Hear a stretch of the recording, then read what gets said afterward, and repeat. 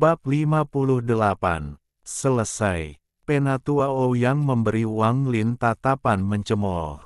Dia berkata, "Kamu hanya junior kecil. Apa hak Anda untuk berdagang dengan saya? Jika kamu mengambil harta yang ditinggalkan oleh pendiri sekte Heng Yue, aku mungkin akan menukar 1 tetes racun denganmu."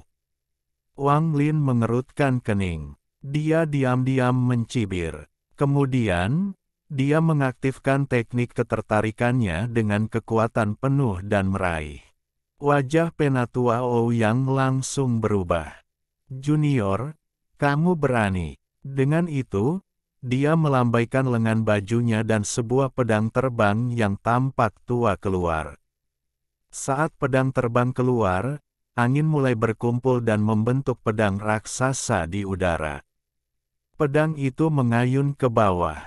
Saat pedang itu muncul, sedikit niat membunuh muncul di mata sesepuh Ouyang. Murid ini terlalu kuat dan dia akan menjadi ancaman bagi sekte Xuan Dao di masa depan. Dia ingin mengambil kesempatan ini untuk menghancurkan kultivasinya. Wajah Huang Long menjadi gelap. Dia menyadari apa maksud Ouyang dan segera mengeluarkan pedangnya. Wang Lin tertawa. Teknik ketertarikannya mencapai batasnya dan tangan tak terlihat yang dia ciptakan menjadi terlihat. 2 tangan besar yang memancarkan cahaya putih muncul. Pusaran cahaya muncul di sekitar tangan dan semua awan di sekitar mereka tersebar. Salah satu tangan raksasa mencengkeram leher kelabang. Tangan lainnya terangkat dan memblokir pedang yang turun. Pedang yang diayunkan melambat hingga berhenti di udara. Wajah Penatua Ouyang memerah saat dia menunjukkan ekspresi ngeri. 2 tetua lainnya mengertakkan gigi. Mengabaikan status mereka, seseorang memuntahkan cahaya berwarna pelangi yang berubah menjadi pita berwarna pelangi. Itu menembak ke arah Wang Lin. Sementara itu, sesepuh lainnya membuang sepotong batu giok. 8 bola api hantu muncul dan menembak ke arah Wang Lin. Gelombang panas yang kuat mencapai Wang Lin, tetapi ekspresinya tidak berubah sama sekali. Dia menciptakan tangan lain dengan teknik atraksinya. Tangan itu menciptakan pusaran angin di sekelilingnya, menyebabkan api hantu memudar. Semua ini terjadi dengan sangat cepat. Huang Long meraung marah dan membentuk segel dengan tangannya. Pedang terbangnya, bulan ungu, melintas ke arah pita berwarna pelangi. Menggunakan waktu ini, Wang Lin dengan cepat bergerak menuju kelabang 1000 kaki. Dengan teknik tarikannya memegang kelabang, tidak peduli seberapa keras ia meronta, ia tidak dapat melepaskan diri. Wang Lin meletakkan tangan kanannya di atas kepala kelabang dan mengaktifkan energi spiritualnya. Kelabang melolong menyakitkan dan mengeluarkan kabut hitam. Semua ini hanya berlangsung beberapa detik. Belum ada yang punya waktu untuk bereaksi. Tetua kedua sekte berdiri di setiap sisi kelabang, siap bertarung. Ketika Daosu melihat kelabang mengeluarkan racun, dia takut Wang Lin tidak memiliki apapun untuk menahan racun, jadi dia melambaikan lengan bajunya dan membuang botol putih. Dia berteriak, "Murid Wang Lin, gunakan ini untuk menahan racun." Setelah itu, dia mengambil pedang terbangnya dan mulai melawan sesepuh Xuan Dao Sekte yang mengeluarkan api hantu. 3 tetua dari Sekte Xuan Dao sangat marah karena mereka dihentikan oleh sesepuh Heng Yue Sekte dan tidak dapat menghentikan Wang Lin. Ketika Wang Lin melihat kelabang mengeluarkan racun, dia dengan cepat mundur sedikit. Dia mengambil botol itu dan menggunakan energi spiritualnya untuk memindahkan racun ke dalam botol. Penatua Ouyang dengan marah berteriak, "Sekte Heng Yue, kamu sudah keterlaluan." Huang Long diam-diam menghela nafas. Dia meletakkan pedangnya dan mundur. Semua tetua lainnya melakukan hal yang sama. Wajah Wang Lin menunjukkan sedikit penyesalan. Racun kelabang ini bisa menjadi obat untuk penyakit ayahnya, jadi dia bertekad untuk mendapatkannya apapun yang terjadi. Dia menggenggam tangannya dan berkata, "Tetua Ouyang, racun kelabang ini sangat penting bagiku. Saya memiliki sesuatu yang dapat dianggap sebagai perdagangan yang adil untuk itu." Dengan itu, dia membuang botol batu giok yang terlihat sangat normal. Botol itu diisi dengan air sungai yang ditimbunnya dari gunung belakang. Wajah Penatua Ouyang cemberut. Dia akan berbicara ketika dengan hati-hati memindai botol batu giok.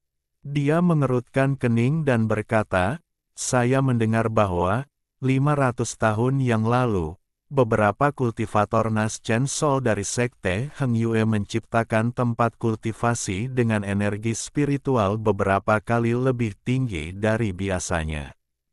Saya kira cairan ini berasal dari sana." Ketika tutup botol dibuka, aura kekuatan spiritual yang kuat keluar. Huang Long menatap botol batu giok itu, lalu menggosok janggutnya. Dia berkata, "Bocah ini." Dia bahkan mengeluarkan sebotol air sungai. Penatua Ouyang mendengus. Dia menimbang botol di tangannya, lalu berkata, "Teman Huang Long, Sekte Heng Yue Anda memiliki murid yang sangat baik. Selamat tinggal." Dengan itu, dia melirik Wang Lin. Setelah merenung sejenak, dia mengirim pesan ke Wang Lin, "Keponakan murid Wang, aku bisa membiarkan masalah tentang racun kelabang ini pergi. Tapi Sekte Heng Yue tidak lagi memiliki leluhur jiwa yang baru lahir di belakang mereka, jadi tetaplah di rumahmu. Risiko sendiri." Dengan itu, dia menyentuh kelabang 1000 kaki. Kelabang memelototi Wang Lin dan terbang ke utara. Pada saat itu, Wang Lin memperhatikan bahwa, di atas kelabang itu, ada sepasang mata menarik yang menatapnya. Dia tertegun. Pikirannya masih bergema dengan kata-kata Tetua Ouyang. Adapun pemilik sepasang mata yang menarik itu, setelah melihat orang itu sekali, dia bahkan tidak mengingatnya. Setelah Sekte Suandao pergi, seluruh puncak pinus terdiam. Mata Huang Long menyapu area itu. Sambil tersenyum, dia berkata, "Pertukaran hari ini dimenangkan oleh Sekte Heng Yue saya. Semua murid batin akan diberi hadiah. Kalian semua bisa pergi ke rumah pil untuk mendapatkan sebotol pil pengumpul energi spiritual. Anda semua harus mengikuti teladan Wang Lin." Semua murid batin mulai bersorak satu persatu. Sampai sekarang, tidak ada yang berani memanggilnya sampah lagi. Hati Wang Zuo kacau balau. Dia berkata kepada Suandao, "Guru, murid ingin pergi ke jalan hidup dan mati. Saya tidak akan lagi menyibukkan diri dengan urusan lain." Dao Su menghela nafas. Wang Zuo adalah murid favoritnya, jadi dia mengetahui masalah antara Wang Lin dan Wang Zuo. Dia merenung sejenak, lalu mengangguk dan berkata, "Baik. Anda dapat mengambil kesempatan ini untuk bersembunyi dari Wang Lin juga." Wang Zuo tersenyum pahit, tetapi tidak mengucapkan sepatah kata pun. Huang Long berbicara lagi. "Kalian semua bisa pergi. Wang Lin, ikut aku." Wang Lin mengangguk. Tatapannya menyapu kerumunan dan mendarat di kakak laki-laki ketiga Luyun. Dia berkata, "Kakak ketiga, tunggu sebentar." Bab 59. Mempertanyakan. Lu Yunji menggigil. Dia memaksakan senyum dan berkata, "Wang, kakak Wang, apakah kamu butuh sesuatu? Jika Anda membutuhkan beberapa pil pengumpul energi spiritual, saya masih memiliki banyak yang tersisa dan dapat memberikannya kepada Anda." Kakak ketiga, ada sesuatu yang aku inginkan darimu, pembantumu, Wang Hao.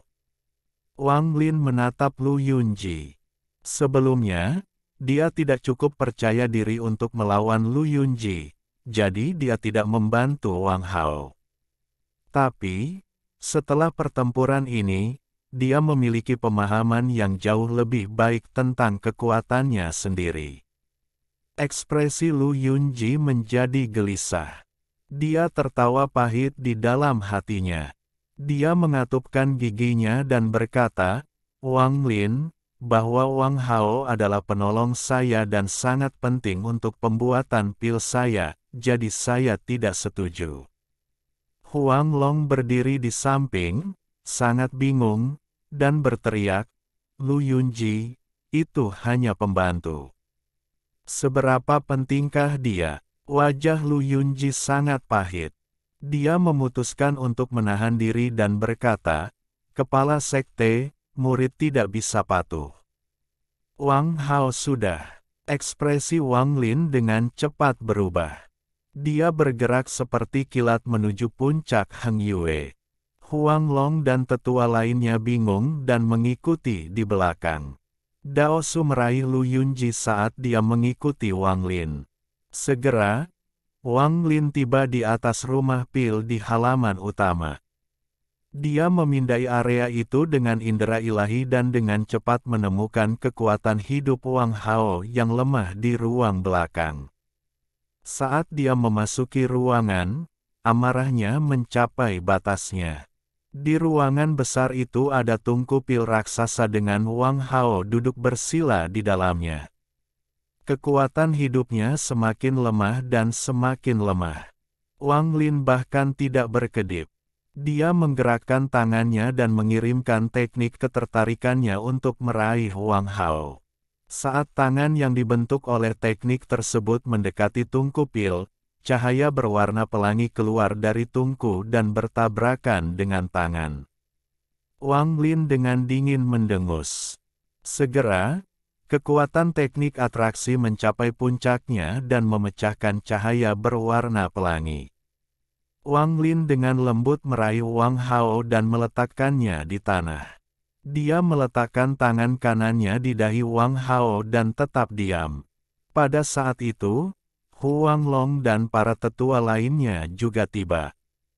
Penatua berwajah merah memandangi tungku pil, lalu ke Wang Hao. Ekspresinya tiba-tiba berubah dan dia berteriak, jalur tungku api. Dao Su dengan hati-hati menatap Lu Yunji yang ada di tangannya. Dia melemparkannya ke tanah dan berkata, Lu Yunji, kamu benar-benar punya nyali. Meskipun percobaan tungku api ini tidak dilarang, Anda hanya dapat menggunakannya pada orang di luar sekte, dan tidak pernah pada siapapun di dalam. Apakah kamu lupa? Wajah Lu Yunji benar-benar pucat. Dia berlutut di tanah dan berbisik, murid datang, bergabung dengan sekte, dan menjadi muridmu pada usia 15 tahun. Sudah 25 tahun dan murid masih terjebak di lapisan ke-6. Murid tidak mau menyerah. Setelah uji coba tungku api ini selesai, pil tersebut tidak hanya dapat memperpanjang hidup saya, tetapi juga memberi saya kesempatan untuk menerobos. Jadi saya harus mencoba, apapun yang terjadi.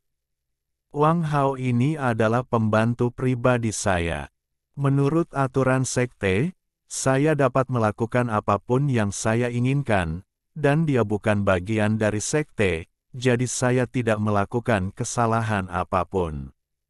Wang Lin membuka matanya. Sebelumnya, kehidupan Wang Hao berada dalam kondisi kritis, tetapi setelah dia mengirimkan energi spiritual ke dalam tubuh Wang Hao, dia dapat menyelamatkan nyawa Wang Hao. Setelah dia mendengar kata-kata Lu Yunji, dia mendengus. Huang Long mengerutkan kening. Di satu sisi adalah Wang Lin yang jenius, dan di sisi lain adalah murid setia selama 25 tahun, Lu Yunji. Dia menemukan keputusan ini sangat sulit untuk dibuat. Setelah merenung sejenak, dia membuat keputusan dan berkata kepada Dao Su, "Saudara junior Dao Su, Anda bertanggung jawab atas tindakan disipliner. Bagaimana Anda ingin berurusan dengan Lu Yunji?" Saat Dao Su mendengar ini, dia segera memahami keputusan kepala sekte dan berkata, "Lu Yunji akan mengasingkan diri selama 20 tahun."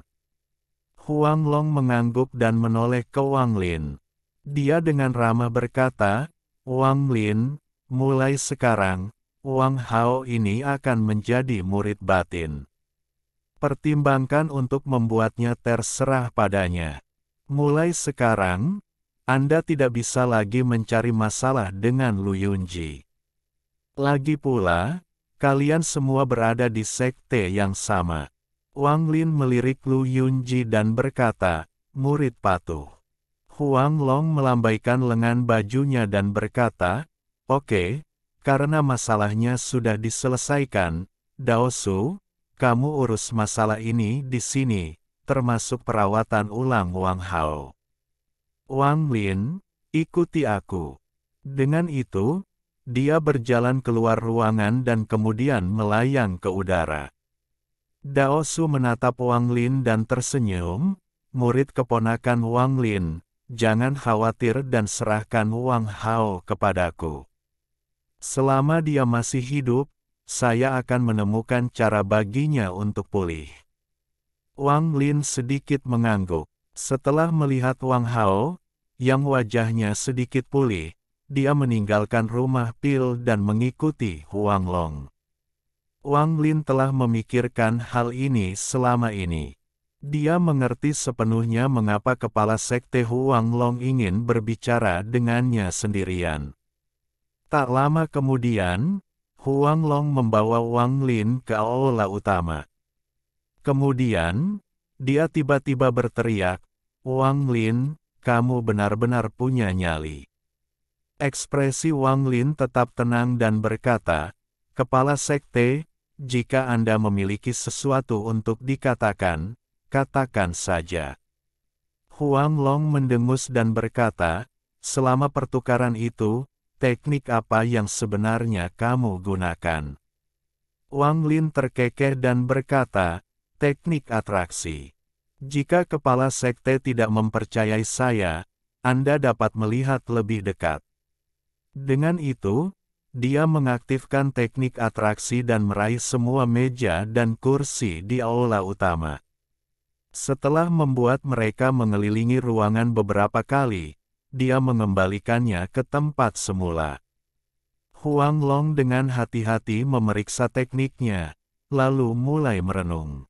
Setelah sekian lama, dia tiba-tiba bertanya, "Sebelumnya, kamu jelas berada di lapisan ketiga dan, bahkan sekarang, kamu masih terlihat seperti berada di lapisan ketiga. Bagaimana Anda memiliki begitu banyak kekuatan? Anda berada di level berapa tepatnya?" "Wang Lin, katakan yang sebenarnya." Wajah Wang Lin mengungkapkan ekspresi pahit dan berkata, "Murid tidak begitu mengerti. Saya terus berkultivasi dan menjadi seperti ini. Adapun tingkat apa yang telah saya capai, murid tidak tahu." Huang Long menatap Wang Lin dan berkata, dengan suara yang dalam, "Wang Lin, kamu masih tidak mau memberitahuku." Wang Lin tersenyum kecut dan berkata, "Murid benar-benar tidak tahu." Huang Long diam-diam menghela nafas. Dia tidak ingin menekan Wang Lin terlalu banyak karena, bagaimanapun juga, Wang Lin masih menjadi murid dari sekte Heng Yue, dan dia juga baru saja melakukan pelayanan yang baik untuk sekte tersebut. Dia juga kemungkinan besar akan menjadi bintang di antara para murid batin. Memikirkannya, ekspresinya menjadi ramah dan berkata, "Apa yang ada di dalam botol yang kamu berikan kepada sekte Suandao?" Wang Lin terkekeh. Dia melambaikan tangan kanannya dan mengeluarkan 2 botol kecil. Dia menyerahkannya kepada Huang Long dan berkata, "Kepala sekte membicarakan hal ini." Kepala sekte seharusnya tahu ini lebih baik dariku. Itu hanya air sungai dari gunung belakang.